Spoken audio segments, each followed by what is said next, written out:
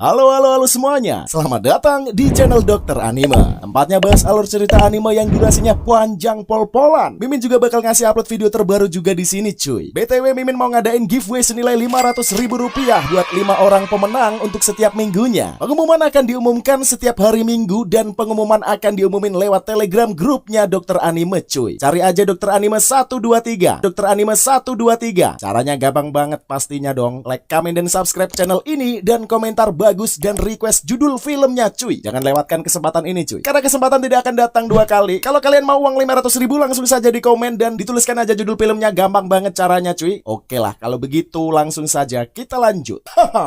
Kali ini cuy kita akan ngebahas anime yang berjudul Sekai Saiko Ansatsu. Siapa nih di sini yang demen banget sama anime bergenre action, fantasi, drama, misteri ataupun romance? Mimin yakin lah pasti jumlahnya banyak banget. Bercerita tentang seorang pria tua yang telah menjalani hidupnya sebagai pembunuh terhebat. Dia ini adalah seseorang yang telah hidup menjadi alat organisasi pembunuh, pastinya dengan sangat sempurna. Namun di usianya yang sudah tidak produktif itu, akhirnya pria itu pun diputuskan untuk pensiun dalam organisasi, serta dijanjikan akan hidup tenang serta menjadi guru untuk para pembunuh yang amatir.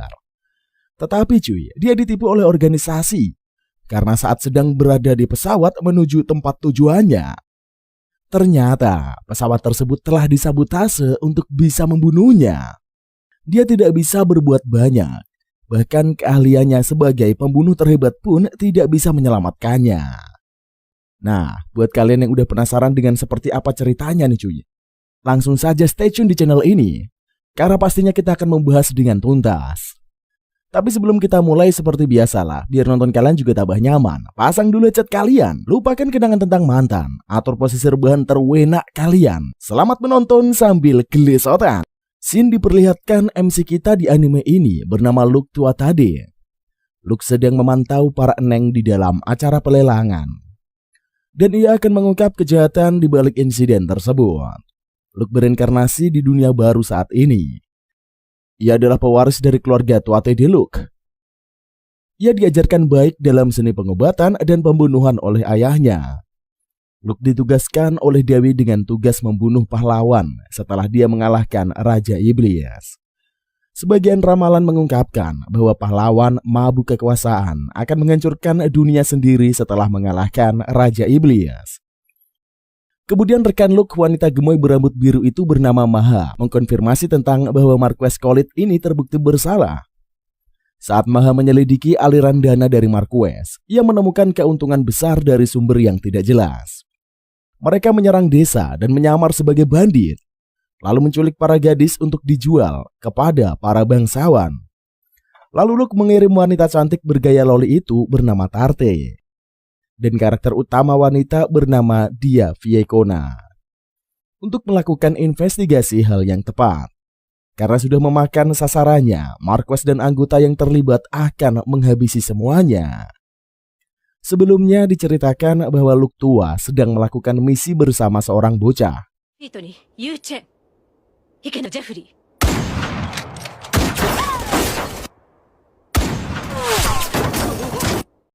Luke tua dan bocah itu berhasil melaksanakan tugas yang diberikan. Tiba-tiba ada sebuah drone yang berbentuk pesawat mengintai mereka dan juga diburu oleh penjaga perbatasan. Luke tua yang menyadari bahwa ia sedang diincar membawa si bocah melarikan diri. Kemudian Luke tua dan bocah itu tiba di sebuah tempat. Di sana Luke tua sedang berhubungan dengan bos organisasi melalui media komputer. Luke tua mendapatkan misi baru. Ia juga disuruh untuk membawa muridnya. Luke mengikuti instruksi yang diperintahkan atasannya. Keduanya sudah berada di dalam pesawat.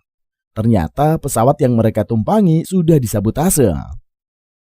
Akhirnya Luke tua menyadari kalau organisasi yang menyewanya malah ingin membunuhnya. Lalu Luke tua masuk ke ruangan kendali, tetapi keadaan di sana sangatlah kacau. Tampak ada drone yang menembakkan senjata ke pesawat yang Luke tua tumpangi. Dalam sekejap Luke tua berada di dimensi lain. Muncullah seorang dewi yang memanggil jiwa Luke tua ke dimensinya. Kemudian dewi itu memberikan Luke tua dua pilihan. Pertama, jiwa Luke tua dibersihkan dan lahir kembali sebagai orang asing, di mana ingatannya hilang dan menjadi orang yang berbeda. Kedua, menerima permintaan sang dewi lalu terlahir kembali ke dunia lain. Sebagai gantinya ingatannya, pengetahuan dan pengalaman Luke tua selama ini tetaplah ada, serta dapat menikmati kehidupan yang baru. Tanpa basa-basi, Luke tua menanyakan siapa yang ingin dibunuh oleh sang dewi. Sang dewi menjelaskan Luke tua akan bereinkarnasi di dunia fantasi, di mana ada pedang dan sihir. Setelah tiba di sana, Luke tua harus membunuh pahlawan di dunia itu.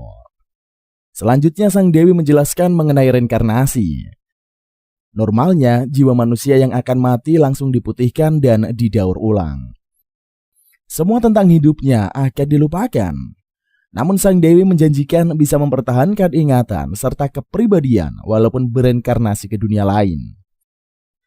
Dewi juga menganalogikan reinkarnasi dengan mempertahankan EXP setelah game selesai, lalu memainkan RPG selanjutnya. Kemudian Luke menerima kesepakatan reinkarnasi. Lalu Luke tua juga menanyakan tentang target yang akan dibunuh. Sang dewi mulai mengaktifkan mantra sihirnya dengan merapalkan kalimat Luke tua akan bereinkarnasi ke dunia fantasi pedang dan sihir serta bunuhlah pahlawan. Batas waktunya 18 tahun setelah kelahiran Luke tua. Kemudian sang dewi memberitahu alasan mengapa pahlawan harus dibunuh. Karena pahlawan akan membuat kehancuran. Kejadiannya akan terjadi 18 tahun setelah reinkarnasi Luke tua. Jadi Luke tua harus membunuh pahlawan tepat waktu. Dewi juga memperingati Luke tua kapan ia bisa membunuh pahlawan, yaitu jika pahlawan sudah memusnahkan Raja Iblis. Untuk memperjelas masalahnya, Luke tua bertanya apakah Dewi ingin menyelamatkan dunia atau membunuh pahlawan. Jikalau dunia bisa diselamatkan tanpa membunuh pahlawan, Luke tua tidak perlu lagi membunuhnya. Kemudian Luke tua pun memiliki 5 skill untuk menjalankan misinya. Luke tua memilihnya penuh dengan kecermatan dan banyak pertimbangan.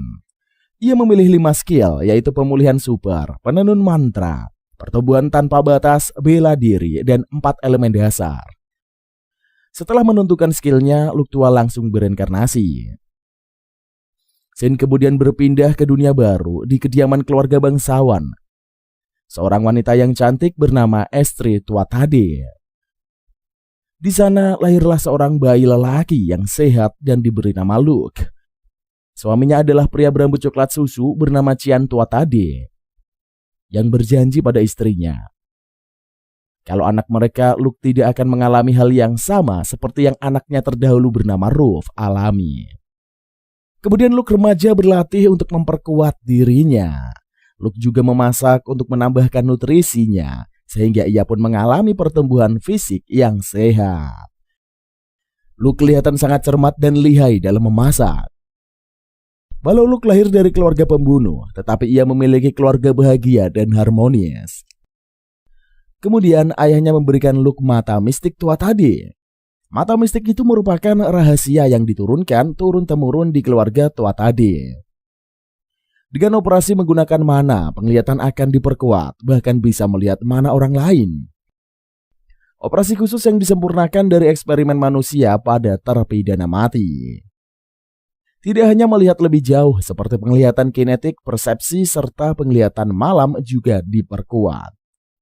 Setelah mata mistik itu ditanamkan pada dirinya, Luke merasakan perubahan fantastis. Untuk membunuh mata mistik itu menjadi senjata andalan. Ayahnya Luke berjanji padanya akan mengajarinya cara mengoperasikan mata mistik tersebut. Karena suatu saat Luke akan mewariskan kepada keturunannya. Kemudian Luke dengan tampilan baju cewek ala Esri bertemu dengan gurunya Die.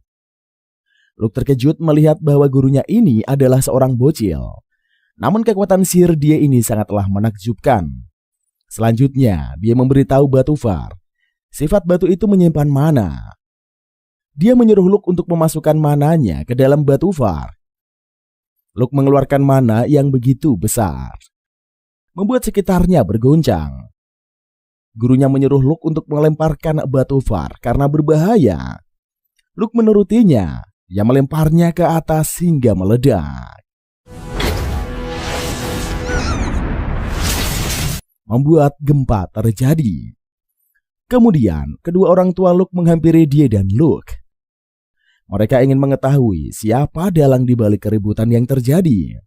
Ketika mengetahui bahwa itu adalah ulah anaknya, kedua orang tua itu sangat bangga karena kemampuan sihir putra tercinta mereka yang menjadi sangat pesat. Lalu hari-hari Luke dilaluinya bersama dia dengan mempelajari berbagai macam ilmu sihir dan membuat banyak mantra sihir. Setelah menyelesaikan tugasnya sebagai guru Luke, dia memutuskan untuk pulang. Setelah itu Qian dan Luke pergi ke penjara.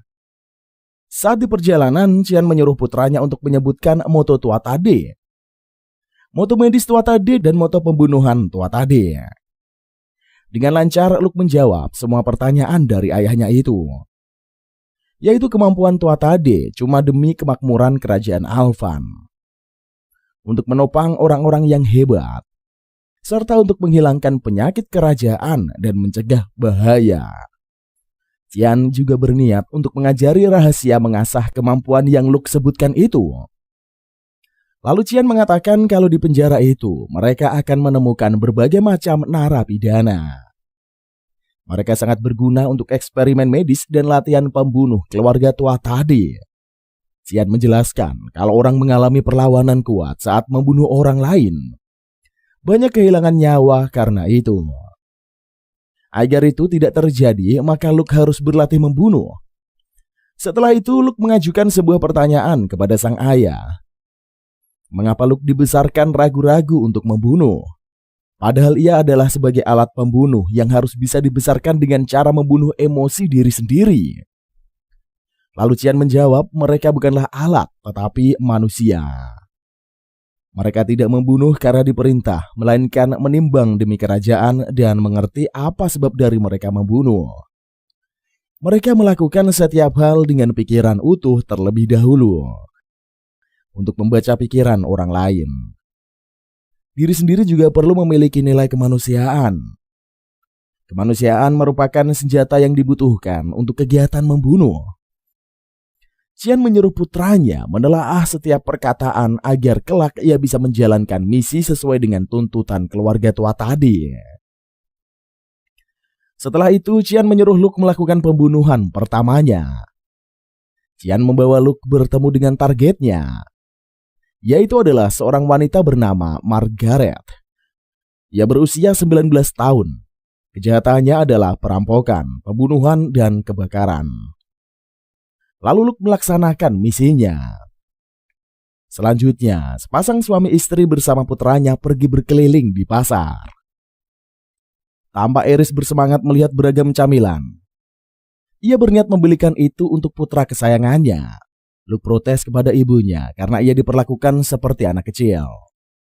Eris tidak terima pendapat si bocil. Sebab Eris sebagai ibu bila Luke sudah jadi seorang kakek tetap ia akan diperlakukan seperti anak-anak. Melihat Eris yang menangis, Luke tidak tega akan makan camilan bersama dengan sang ibu. Kemudian Qian mengatakan kepada anaknya kalau kondisi di pasar sangatlah stabil. Tidak ada masalah dengan harga dan barang yang ditawarkan. Terlihat juga sup ala Luke dijual di pasar dan menandakan resep masakannya diminati banyak orang. Dari atap gedung, Luke berusaha mencari orang biasa yang memiliki mana yang di tubuhnya, karena ia sedang membutuhkan asisten pribadi. Tetapi kebanyakan pemilik mana cuma bangsawan atau keluarga cabangnya. Esok harinya, Luke pergi berburu. Ketika berada di hutan, Luke menyadari kalau ada segerombolan serigala yang sedang mengintai mangsa. Luke pergi bergegas untuk berebut mangsa gerombolan serigala. Di atas perpohonan, Luke melihat bocil wanita yang bernama Tarte yang berada di tengah gerombolan serigala. Salah satu serigala mencoba menyerang wanita itu. Dengan sigap, Luke menggagalkan serigala itu. Kemudian menggunakan sihir, Luke mengeluarkan senjata dan ia berhasil menyerang sekawanan serigala tersebut. Setelah melakukan aksi pembantaian kelompok serigala, Luke menanyakan perihal Tarte.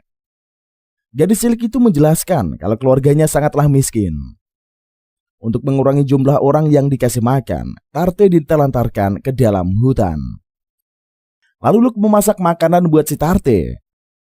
Luke pun mengomel karena penguasa sebelah tidak mengurus warganya dengan baik. Luke juga memberitahu kalau ia adalah putra penguasa tua tadi. Luke juga mengajak Tarte untuk ikut bersamanya. Ia juga menjanjikan gadis itu tidak akan kelaparan dan kedinginan. Kemudian Luke mengatakan kalau dirinya pernah membunuh manusia. Dan ia akan terus melakukan itu. Sebab itulah misinya dalam hidup. Luke bertanya apakah ia masih orang yang baik dengan semua orang yang dia perbuat. Tarte berkata kalau Luke adalah orang baik setidaknya untuk dirinya. Jika Tarte mau bergabung dengan satu syarat, yaitu ikut membantunya di dalam melaksanakan misi. Akhirnya tujuan Luke tercapai. Ia berhasil menemukan orang biasa pemilik mana di tubuhnya. Luke teringat perkataan Tarte mengenai Tuhan yang membimbingnya di dalam mimpi. Misi mencuci otak agar mendapatkan asisten pribadi setia selesai dilakukan. Dikisahkan, 40 tahun sebelumnya, prajurit pasukan khusus terdampar di sebuah dimensi. Dikarenakan dirinya sudah mati, sehingga jiwanya dipanggil Sang Dewi. Sang Dewi menawarkan prajurit itu untuk berinkarnasi di dunia fantasi untuk membunuh pahlawan. Tanpa pikir panjang, prajurit itu menerima tawaran itu. Kemudian Sang Dewi melihat perkembangan prajurit pasukan khusus yang ditugaskannya ke dunia fantasi. Tampak prajurit itu sedang mabuk-mabukan. Prajurit itu seperti sampah masyarakat. Kembali ke Luke di usia yang ke-12 tahun. Tampak Tarte membangunkan majikannya. Luke menceritakan dirinya bermimpi mengenai pertemuan 2 tahun lalu dengan Tarte.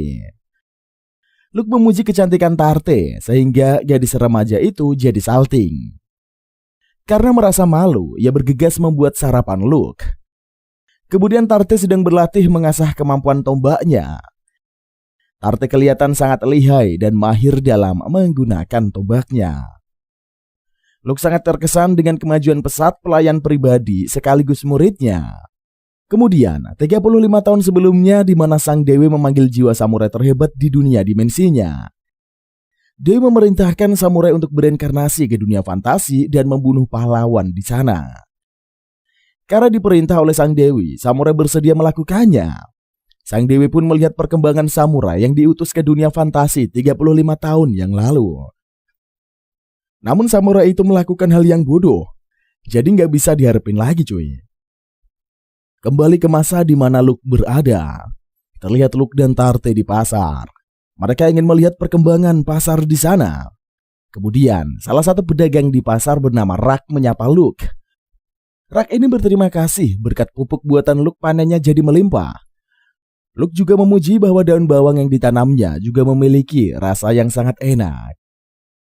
Rak memberikan Luke daun bawang, disusul dengan pedagang wanita paruh baya bernama Emma, yang memberikan Luke sekeranjang berisi beragam sayuran. Tidak lupa pula Emma berterima kasih sebab Luke telah mengisi ulang waduk kering. Lalu datanglah seseorang pria bernama Pat. Ia mengadu kepada Luke soal kaki sapinya yang terluka. Luke bersedia membantu Pat untuk mengobati sapinya. Saat di perjalanan pulang ke rumah Tarte, ia memuji tuanya karena begitu disukai oleh warga tua tadi. Sebagai anak penguasa, tua tadi sudah seharusnya Luke melakukan tugas itu. Luke sangat senang bisa membantu para warga dimanapun berada. Karena mendapatkan banyak hadiah dari inspeksi pasarnya Luke. Luke menjadi cemas. Luke tidak ingin membuang-buang makanan. Luke berharap bisa menghabiskan semuanya sebelum sayuran itu pada membusuk. Lalu Luke berpikiran bahwa menjadi seseorang penguasa harus bisa mendapatkan terima kasih dan kepercayaan warga. Sebab itu sangat penting dalam pengelolaan wilayah. Kekuatan saja tidak bisa memenangkan hati orang-orang. Mendengar hal itu, Tarte merasakan hal yang berbeda dengan kota di mana ia berada dahulu. Di sana hati warga sangatlah jauh dari penguasa. Kemudian Luke bertanya, apakah Tarte ingin dilahirkan di wilayah tua tadi? Tetapi gadis itu merasakan ragu dengan jawabannya. Ia merasa takut kalau tuannya itu marah kepadanya. Tarte merasa kalau dia tidak berasal dari kota kelahirannya, ia tidak mungkin bisa bertemu dengan Luke. Namun Luke punya pendapat lain. Bagi Luke, di mana saja pelayannya setia kepadanya, ia akan menemukannya. Tarte pun jadi terharu sebab tuannya itu begitu baik kepadanya. Dengan santuinya Luke menjawab karena ia membutuhkan Tarte. Kemudian di ruang latihan, Cian bertanya pada Luke mengenai Tarte. Dengan lugas Luke menjawab kalau Tarte sudah sekelas kerabat bangsawan. Ia juga adalah seorang pekerja yang keras. Tetapi bukan itu yang dimaksud. Luke mengerti maksud ayahnya dan ia pun menjawab kalau Tarte bersih dari sikap pengkhianat. Tarte tidak menunjukkan gejala mata-mata. Luke memeriksa secara langsung dari tatapan mata. Kedipan mata, aliran pembunuhan kapiler, nafas, denyut nadi, dan keringat. Semuanya tidak ada tanda-tanda kebohongan. Mendengar penjelasan terperinci itu dari Luke, Cian meyakinkan dirinya bahwa Tarte ini adalah gadis yang baik sehingga tidak perlu untuk dibunuh. Pertemuan Luke dengan Tarte terlalu indah kalau disebut sebagai kebetulan.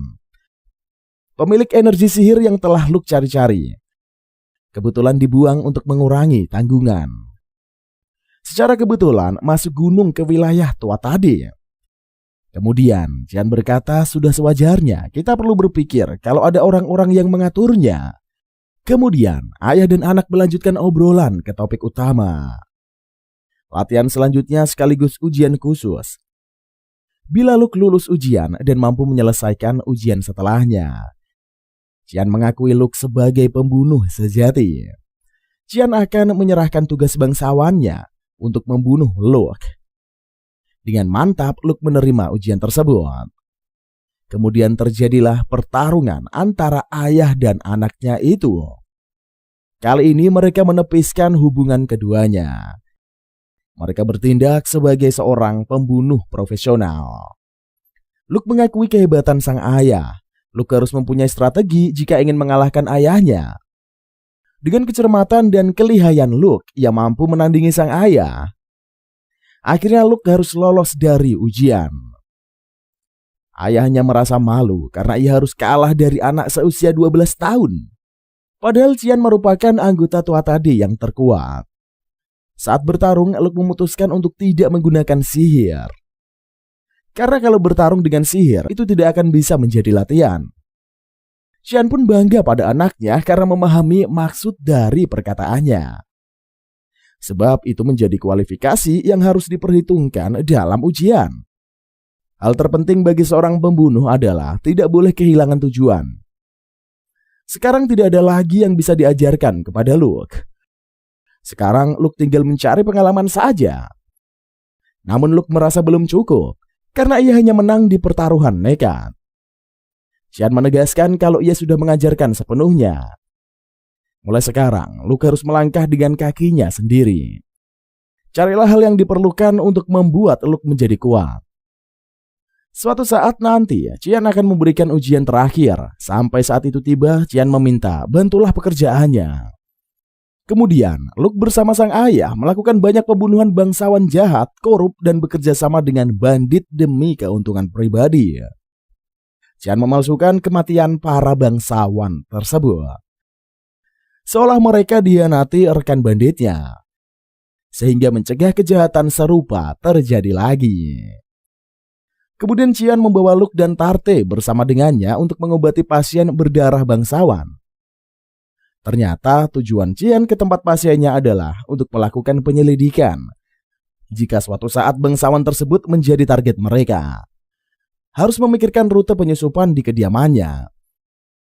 Luke merasa ada yang berubah di kediaman bangsawan itu, seperti bertambahnya pengawal di rumahnya dan penghalang di aula diperkuat. Kemudian sang ayah membahas tentang ujian terakhir Luke. Kastel bangsawan bisa dianggap benteng. Keamanannya ketat dan sulit untuk menyusup. Karena itulah penting melakukan identitas agar bisa menerobos masuk. Lalu Luke disuruh menyamar sebagai pedagang. Karena bangsawan membiarkan masuk pedagang yang bisa memberikan apa yang mereka inginkan. Lebih-lebih kalau itu adalah pedagang terkenal. Cian menceritakan bersamaan dengan kelahiran Luke, ada manusia fiktif yang lahir.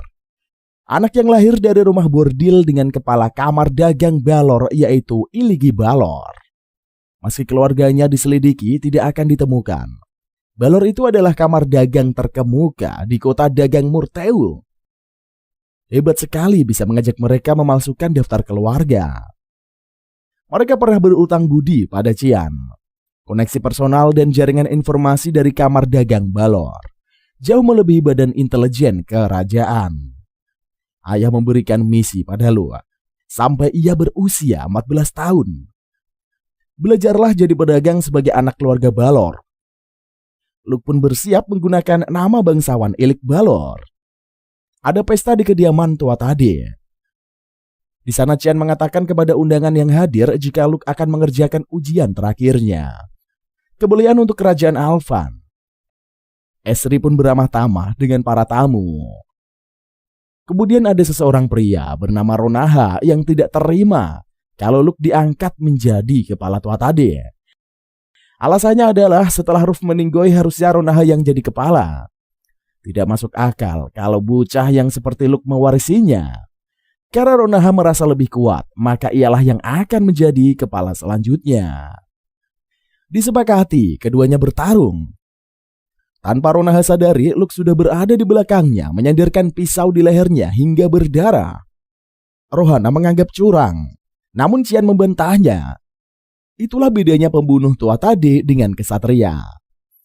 Ronaha tidak terima dan ia berusaha menyerang Luke namun gagal. Luke berhasil mematahkan lengannya. Pemilik energi sihir pasti bisa sembuh dalam 2 hari dengan perawatan tua Tade.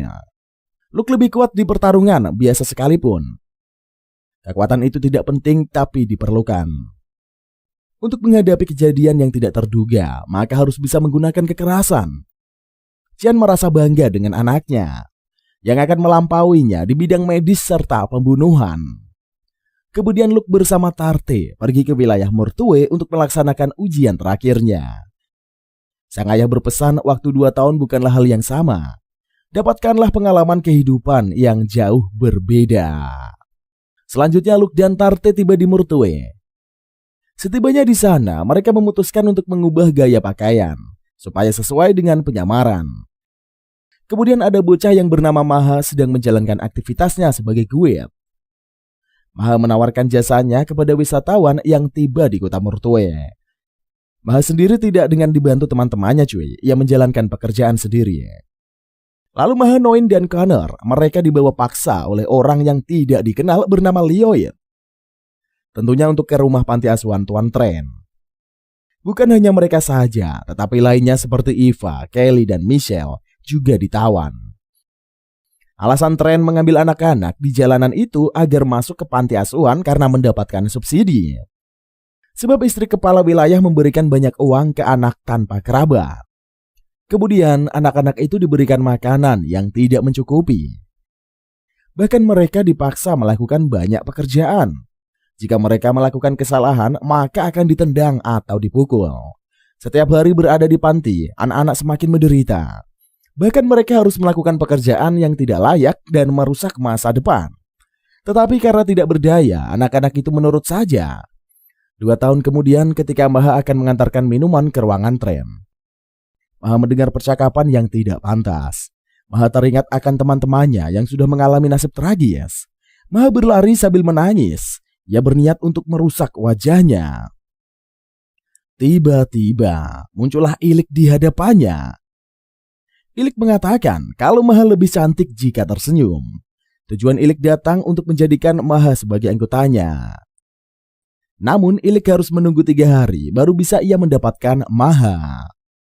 Kemudian Tren membawa Maha untuk dijadikan wanita tunasusila. Dan merencanakan 2 harinya ia akan bersama dengan Maha menjalankan aksi bejatnya itu. Tren juga lupa akan janjinya dengan Ilik. Karena Tren meremehkan Ilik yang masih bocah. Ketika memikirkan nasibnya yang tragis, dalam sekejap tubuhnya mengeluarkan mana. Maha keluar dari kereta dan melarikan diri. Maha berhasil ditangkap oleh pegawai Tren. Lelaki sialan itu ingin merusak Maha. Muncullah sosok Ilik yang mencegah aksi lelaki itu. Tren berhasil menyusul Maha. Dengan sekejap ia dikalahkan oleh Ilik. Kemudian bangsawan Viscount Hamel dipergoki sedang melakukan hal yang tidak pantas. Ia juga ditangkap. Akhirnya anak-anak itu bebas dari perbuatan jahat Tren dan antek-anteknya. Sedangkan Maha ikut bergabung dengan Ilik. Selanjutnya di wilayah Murteu, Luke menyamar sebagai Ilik Balor. Tampak Ilik sedang memeriksa kesehatan dari Beruit. Ilik juga sudah mengoperasi Beruit hingga ia merasakan tubuhnya menjadi lebih baik. Ilik juga berpesan kepada Beruit agar ia merahasiakan kalau Ilik yang melakukan operasi kepada Beruit. Kemudian Pak Tua dan ayah angkat Ilik memuji kemampuan medisnya. Ayah angkat berpikir jika membantu memalsukan identitas Luke menjadi Ilik Balor, budinya kepada keluarga Tua Tade akan lunas. Malahan sekarang ia berutang budi lagi kepada keluarga Tua Tade. Ia tidak tahu bagaimana bisa membalas budi. Kemudian, Ilik meminta tolong untuk menjadi keluarga tempat ia pulang. Dengan begitulah keluarga Balor membalas budi. Lantas, ayah angkat memberikan berkas adopsi asli Ilik. Dengan begitulah, Ilik resmi menjadi bagian dari keluarga Balor. Sedangkan Mahu Balor sekarang menjadi adiknya. Lalu ayah angkat menjelaskan kepada Ilik tentang kamar dagang Balor yang mengelola berbagai macam bisnis. Toko ini diujikan secara khusus untuk menjual miras, tetapi gagal total. Namun tidak langkah berikutnya, ayah angkat ingin mempercayakan toko itu dikelola oleh Ilik. Ayah angkat yakin jika Ilik yang mengelola tokonya itu pasti akan maju. Karena menurut ayah angkat Ilik, dia bukanlah orang biasa. Kemudian ayah angkat menjelaskan hal yang paling dibutuhkan pedagang adalah kemampuan menilai orang. Ayah angkat adalah pedagang kelas atas. Menurut penglihatannya dari kacamata pedagang, kalau Ilik ini bisa melakukannya. Karena ayah angkat berkata demikian, Ilik bersedia mencobanya. Setibanya di rumah, Ilik disambut oleh Tarte dan Mahu. Ketiganya makan bersama. Ilik menceritakan kalau ia dipercaya ayah angkat untuk mengelola toko miras. Tetapi Ilik akan mencoba hal yang berbeda dari biasanya. Menerapkan kedua prinsip yaitu untung dan menjadi partner komoditas bangsawan. Oleh sebab itulah toko miras tersebut akan diganti menjadi toko yang sasaran pasarnya adalah perempuan. Di mana produk utama toko tersebut adalah kosmetik sekaligus menjual camilan manis. Kemudian Mahu berkata ada banyak toko terkenal di Murteu, bukankah toko baru akan kesulitan? Ilik mengatakan kalau ia sudah punya rencana atas hal itu. Lalu Ilik berada di kamarnya berdiri memandang cermin. Ilik berpikir usianya sudah 13 tahun. Jadi 5 tahun lagi Ilik harus membunuh pahlawan. Untuk itulah Ilik harus lebih kuat. Lalu Ilik berhasil membuka toko baru. Dalam 2 hari Ilik berhasil menciptakan produk baru. Di sana ada wanita bangsawan yang merupakan ibunda angkat Ilik yang bernama Mira.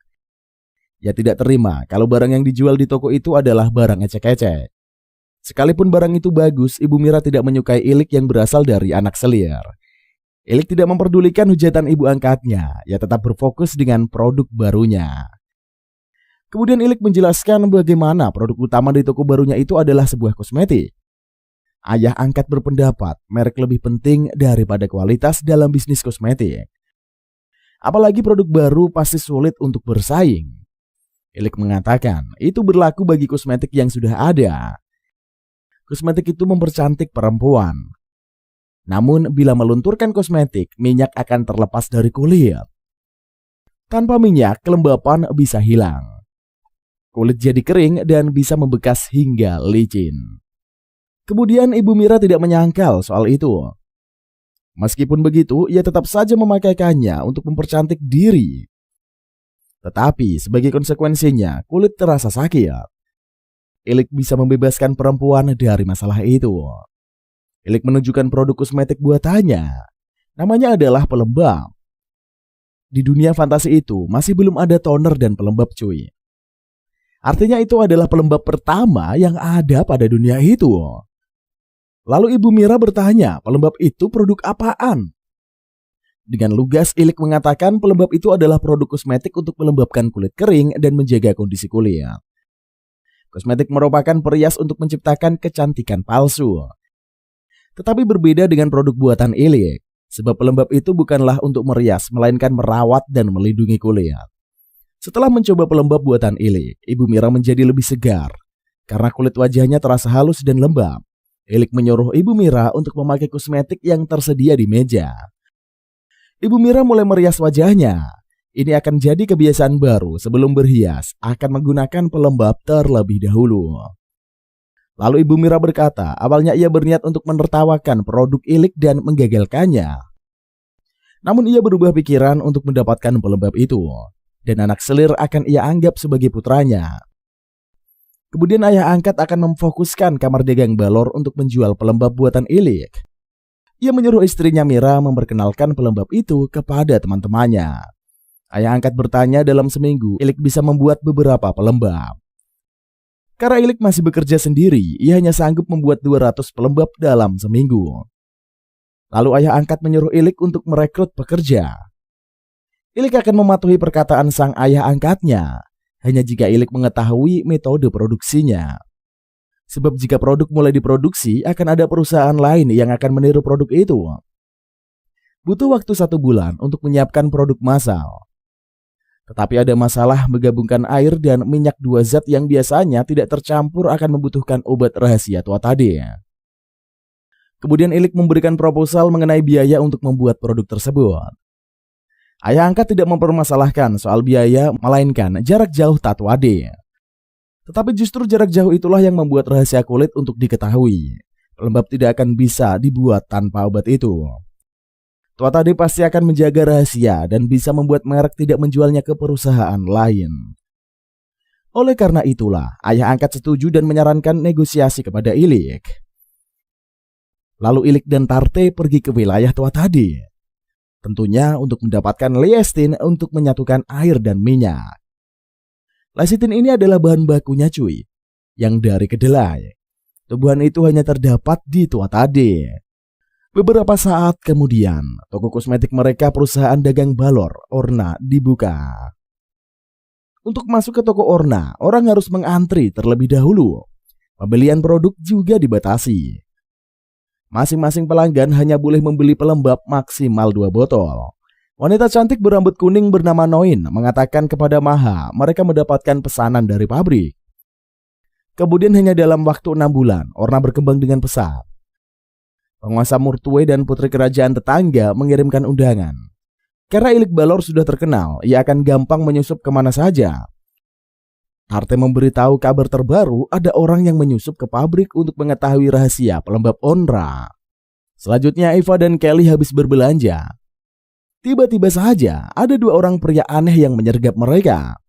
Lalu Maha datang menyelamatkan kedua temannya. Kemudian Ilik sedang minum teh dihampiri oleh Tarte. Tarte baru pulang dari melaksanakan misinya. Tarte berhasil mengumpulkan banyak kancing dari target yang sudah dibunuhnya. Di medan perang, Tarte dijuluki gadis kilat petir dan berjasa besar. Mendengar Ilik menyebutnya dengan julukan itu membuat Tarte salting.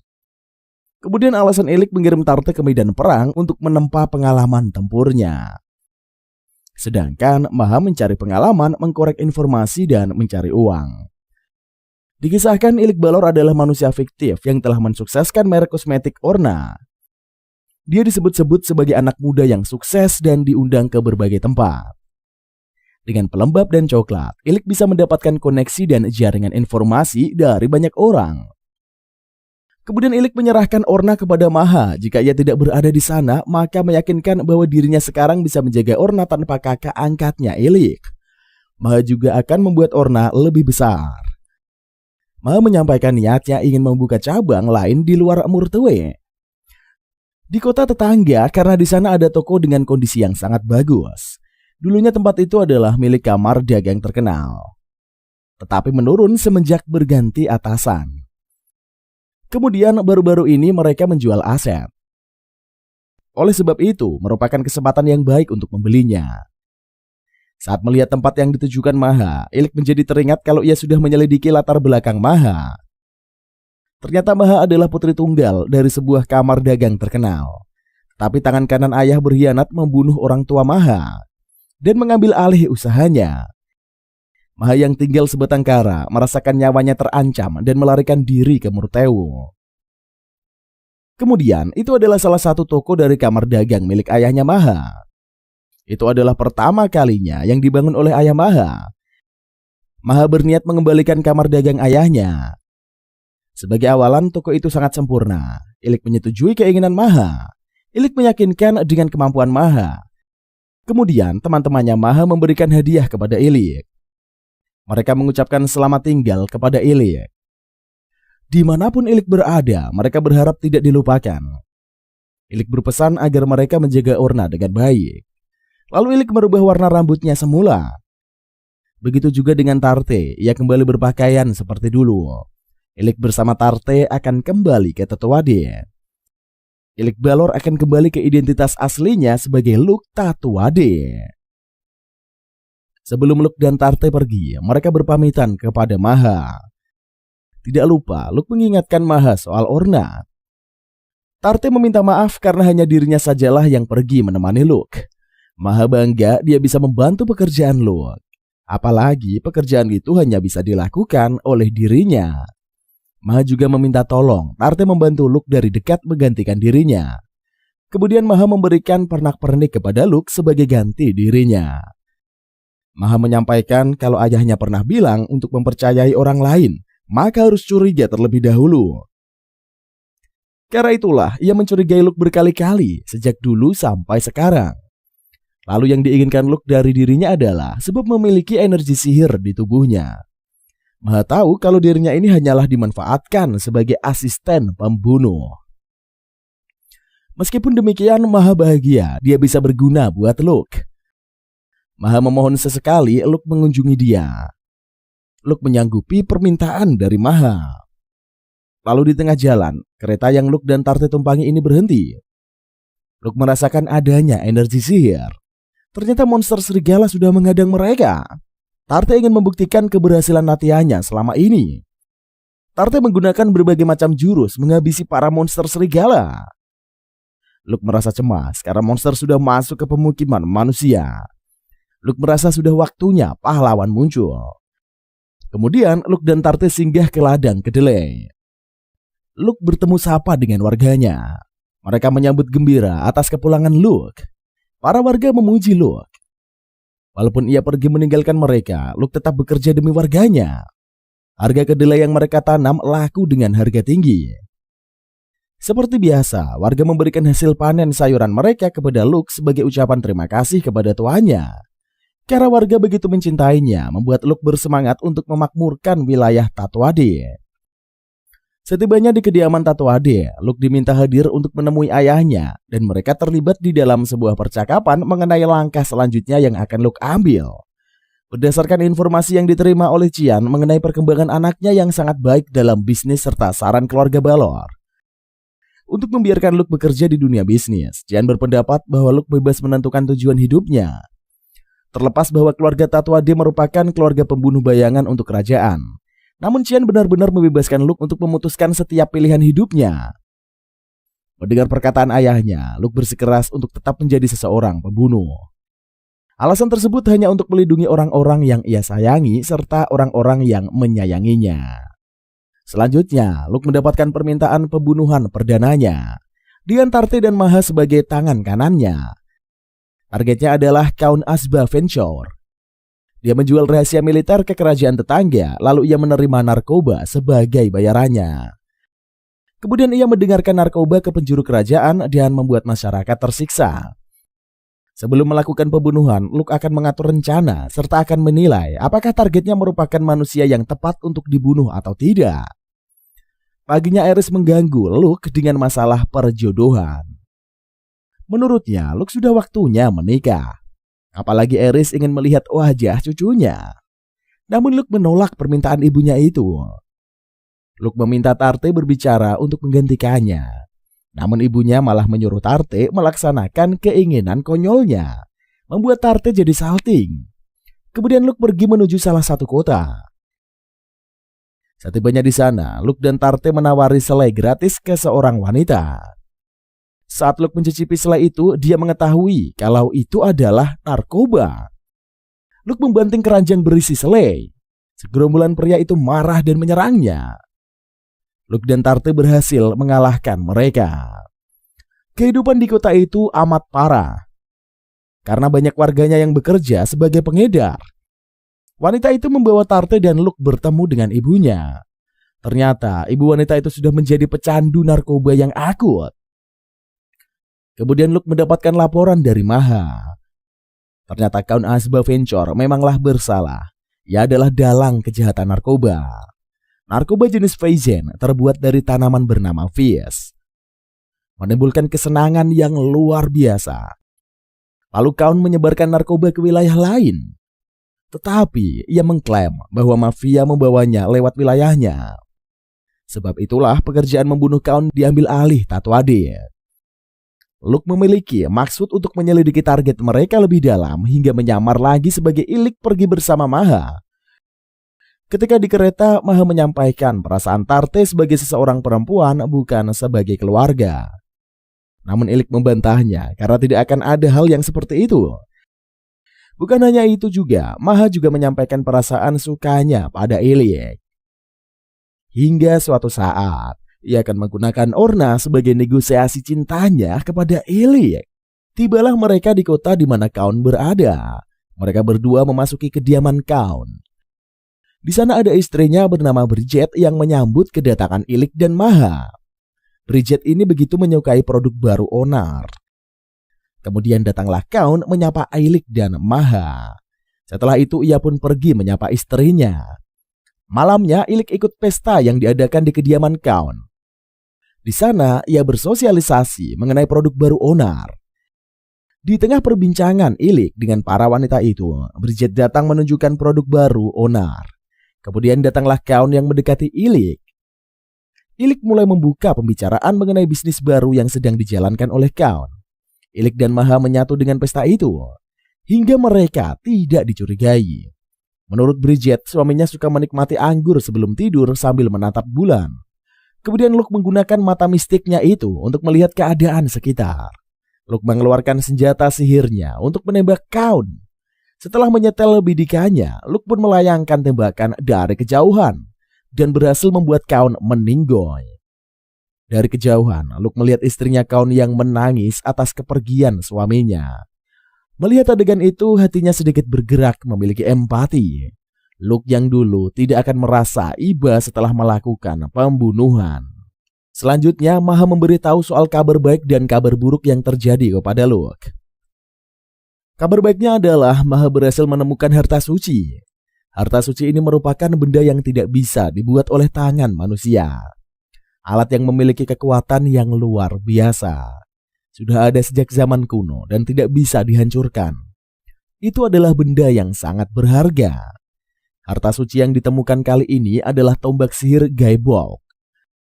Maha sedang melakukan negosiasi untuk membeli tombak itu. Pemiliknya bernama Setanta Magnus, juga dikenal sebagai anjing pemburu keren. Pria yang paling mungkin menjadi pahlawan. Kabar buruknya, perang saudara terjadi di kerajaan tetangga Swoigel. Keluarga dia, Fiocone, bergabung dengan pasukan kerajaan. Sedangkan di pasukan pemberontak ada prajurit yang merepotkan, yaitu Setantan Magnus. Kemudian datanglah Luke melalui jendela. Luke menyapa dia. Maksud kedatangan Luke menanyakan langsung soal pertempuran yang diisukan. Luke memperingati salah satu anggota pasukan pemberontak merupakan pahlawan, sehingga ia akan menjadi lawan yang sulit. Luke juga mengajak dia untuk kabur bersama dengannya sebelum bahaya mendekat. Dia mengatakan ia tahu persis situasi di dalam Swoigel, karena dia adalah masih putri Fiocone yang akan tetap berada di sana. Karena melindungi rakyatnya adalah tanggung jawabnya, dia tidak akan lari meninggalkan posisinya. Kemudian dia mengajak Luke pergi keluar. Ayah dan penasihatnya sedang pergi tidak berada di rumah. Jadi dia bisa pergi ke kota. Akhirnya dia dan Luke pergi jalan-jalan. Mereka saling bergegaman tangan layaknya sepasang kekasih. Kemudian dia mengajak untuk pergi makan. Dia terkejut bahwa Luke mengetahui tentang makanan yang berada di wilayahnya. Karena dulu sejak kecil demi menemui dia, Luke datang ke tempatnya 1 bulan sekali. Setelah itu Luke mengajak dia berkeliling kota, bermain panah, makan laksana, dan mandi air panas. Setelah jalan-jalan, Luke mengantar dia pulang. Selanjutnya, Luke mendapatkan misi dari Qian, yaitu adalah membunuh dia Vicone. Vicone ini adalah bangsawan kerajaan tetangga Schweigel. Mencampuri urusan kerajaan lain itu adalah hal yang buruk. Jika ketahuan, pasti akan menjadi masalah internasional. Tuatade membunuh demi kepentingan kerajaan Alvan. Jadi menurut Luke, membunuh dia tidak ada hubungannya dengan itu. Kemudian Qian mengatakan ada perasaan pribadi dalam pembunuhan kali ini. Dalam perang saudara Schweigel, Vicone berjuang untuk anggota kerajaan dan kalah. Vicone membayar ganti rugi, jadi proses pasca perangnya pun selesai. Kemudian Count Vicone menyerahkan sebagian besar kekayaan dan wilayahnya, tetapi tidak selesai sampai di sana saja. Putri dia menarik perhatian mereka. Putri dia adalah gadis yang cantik. Dia juga memiliki sihir yang kuat. Jadi dia bisa menghasilkan penerus yang baik. Bangsawan serakah pasti ingin mendapatkannya. Count Vicone berniat menyetujuinya. Demi mencegah pertumpahan darah, dia juga menyetujuinya. Akhirnya Luke mengerti kalau dia tidak akan bisa ke Tatwede lagi. Sekarang masalahnya adalah para pengikut Vicone ini tidak mengizinkan dia diserahkan. Mereka malah menebas utusan yang menjemput dia. Vicone pastinya sangat populer. Tidak hanya pengikutnya saja, tetapi warganya secara sukarela membentuk pasukan. Mereka membarikade diri dengan mengurung Count Vicone dan dia di dalam kastil. Kemudian Count Vicone diperlakukan sebagai penghasut perang saudara. Tentara telah dikirim dan pertempuran sudah dimulai. Jadi membunuh dia untuk menghentikan perang. Lalu Luke bertanya siapa klien mereka. Ternyata Count Vicone ayahnya dari dia yang menyuruh untuk membunuh putrinya sendiri. Pria yang sedang berbaring itu bertaruh nyawa untuk menyampaikan niat Count. Meskipun ia menang, namun bala bantuan musuh akan dikirim, jadi percuma saja. Setelah memberontak, mereka tidak bisa lolos dari kematian. Berjuang sekeras apapun, dia tidak akan selamat. Jadinya ia berpura-pura untuk terbunuh agar bisa kabur. Hanya ini cara untuk menyelamatkannya, dan hanya Tatwade yang bisa melakukannya. Kemudian Luke mengajukan pertanyaan kepada ayahnya lagi. Mengapa Qian menerima pekerjaan ini? Menurut Luke, meskipun teman dalam bahaya, dan Luke tidak menyangka kalau Qian ini menyimpang dari Tuatade. Qian mengatakan Luke terlalu memandang tinggi dirinya. Namun sebenarnya Qian harus membayar hutang pada Count Vicone. Jika Count ingin menyelamatkan dia, maka ia akan mengabulkannya. Lalu Luke berkata jika ia menolak misi tersebut, maka apa yang akan terjadi? Qian menjawab, maka dirinya lah yang akan pergi. Tetapi wilayah Vicone itu cukup jauh. Qian tidak akan bisa tepat waktu.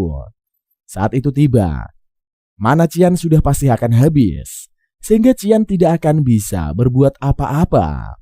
Pria yang sekarat itu pun meninggalkan Vicone 3 hari yang lalu. Pertempuran sudah dimulai. Hanya Luke yang bisa melakukan itu. Namun ini adalah perasaan pribadi yang menyimpang dari prinsip mereka. Itu cuma sekedar permintaan Qian saja. Menurut Luke tidak ada pembenaran dalam hal itu, bahkan akan beresiko membahayakan kerajaan Alvan. Normalnya itu tidak seharusnya Luke terima, tetapi Luke sudah mengambil keputusan. Luke teringat akan masa di mana ia belum berinkarnasi.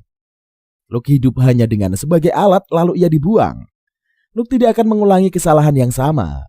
Luke bukan alat lagi, tetapi sebagai individu manusia. Luke akan membuat penilaian, pilihan, dan keputusan. Jadi Luke menerima pekerjaan itu. Ayahnya menginginkan alasan Luke mengambil misi tersebut. Luke memiliki 3 alasan. Pertama, Luke berhutang budi pada dia karena mengajarkan ilmu sihir. Kedua, Luke itu jatuh cinta pada dia. Ketiga, karena Luke sudah berjanji pada saat dia meminta bantuan, Luke akan berlari kepadanya.